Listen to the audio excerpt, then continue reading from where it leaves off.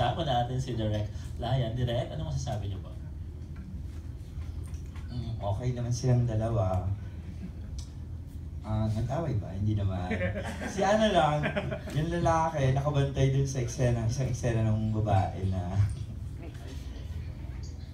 Pero hindi naman galit, sabi na namin, bantay ka dito. Tapos, nagnakaw ng kiss. Pero hindi naman nagtitake. Kung sa take, wala naman silang kissing scene. Surprise na lang daw.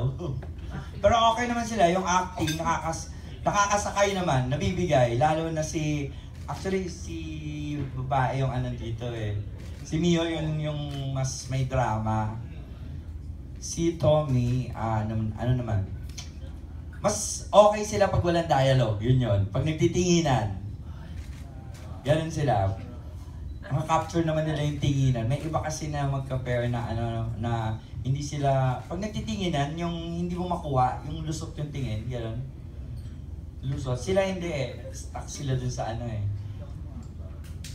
Paano siguro nga, true love sila. Okay, yun naman. Okay naman sila. Thank you so much, Direk. Kaya back to you, Aaron. Yes, thank you, Direk. We have a question from Pink Shazan of PEP na In Love na In Love.